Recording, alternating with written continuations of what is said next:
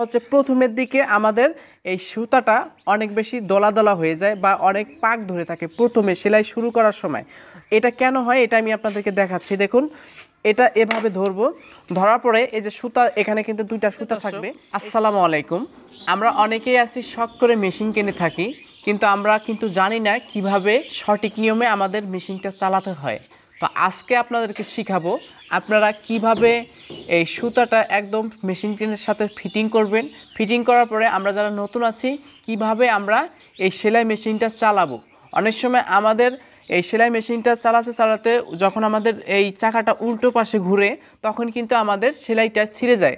তো সম্মানিত দর্শক, আপনি যদি সেলাই কাজে নতুন হয়ে থাকেন তাহলে এই ভিডিওটা আপনার জন্য খুবই হেল্পফুল একটি ভিডিও। তো চলেন ভিডিওটা শুরু করি। সম্মানিত দর্শক, আমরা কিভাবে এই সুতাটা সেলাই মেশিনের এটা ফিটিং করব, ঠিক আছে? দেখুন সম্মানিত দর্শক, আমরা অনেকে আছি জাস্ট এইভাবে আমরা দেওয়ার পরে এভাবে আমরা সুতাটা দেই, কিন্তু অনেক সময় আমাদের সুতাটা যখন আমাদের টান পড়ে যায় তখন কিন্তু আমাদের এখানে পেঁয়াজ ধরে থাকে। তাই এইভাবে আপনারা এইভাবে মেশিনের নিচ দিয়ে একটা পাক দিবেন। পাক দেওয়ার পরে এই যে এখানে একটা যে ছিদ্র দেখা যাচ্ছে, এই ছিদ্র এখানে দেওয়ার পরে এই যে ববিন কেস, এই দেখুন এখানে কিন্তু ময়লা থাকতে পারে, একটু হালকা পরিমাণে আপনারা চেক করবেন। করার পরে এই ববিন কেসের টেনশন, এটা টেনশন বলে, এই টেনশনের এদিকে দিবেন। তারপরে চেক লিভার যে আছে এই চেক লিভারের এদিক দিয়ে আমরা সুতাটা এখন দিব। হ্যাঁ, অনেকেই আছে এই যে মেশিন পুরাতন হওয়ার পরে এই যে এখানে যে আংটাটা আছে এই আংটাটা থাকে না।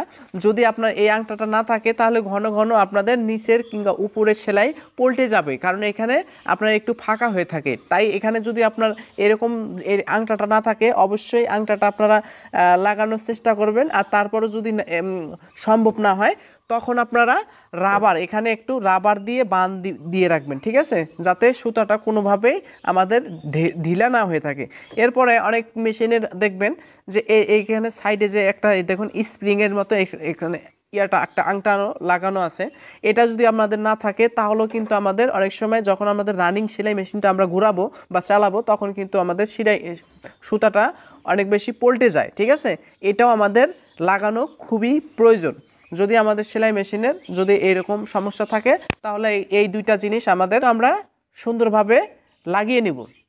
তো এরপরে আমি সুতাটা সুইয়ের ভিতর দিয়ে ঢুকিয়ে দিচ্ছি নিচের দিকে। এখন আমাদের চেক করতে হবে আমাদের ববিন কেসে সুতা আছে কি না।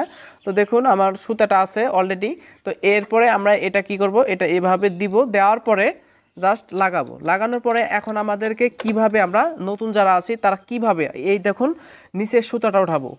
এই যে সুতাটা যা আছে সুতা টানটা ধরে দিব, দেওয়ার পরে নিচ থেকে কিন্তু অটোমেটিকভাবে দেখুন আমাদের সুতাটা বের হয়ে গেছে, ঠিক আছে? এরপরে আমরা যারা নতুন আছি একটা সমস্যা আমাদের অনেক হয়, সেটা হচ্ছে একটা কেসিটা নিয়ে আসতো। একটা সমস্যা হয় সেটা হচ্ছে প্রথমের দিকে আমাদের এই সুতাটা অনেক বেশি দলা দলা হয়ে যায় বা অনেক পাক ধরে থাকে প্রথমে সেলাই শুরু করার সময়। এটা কেন হয় এটা আমি আপনাদেরকে দেখাচ্ছি। দেখুন, এটা এভাবে ধরবো, ধরার পরে এই যে সুতা, এখানে কিন্তু দুইটা সুতা থাকবে। এই সুতা দুটা আপনাকে হাতের বাম হাত যেটা আছে এটা এভাবে ধরে রাখতে হবে সুতাটা। যখন আপনার এভাবে ধরবেন এখন একটা পাক দিতে হবে। দেখুন, যতক্ষণ পর্যন্ত আপনাদের সুইটা নিচের দিকে ঢুকবে না ততক্ষণ পর্যন্ত আপনাদেরকে এই সুতাটা চাপ দিয়ে ধরে রাখতে হবে। চাপ দিয়ে যখন দুই একটা পাক দিবেন তারপরে আপনাকে আর এই সুতা ধরে রাখার কোনো দরকার হবে না।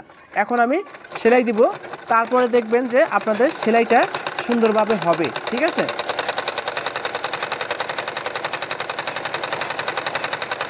তো সম্মানিত দর্শক, এখন আমাদের সেলাই মেশিনটা কোন দিকে ঘুরবে এটা আপনাদের দেখাচ্ছি।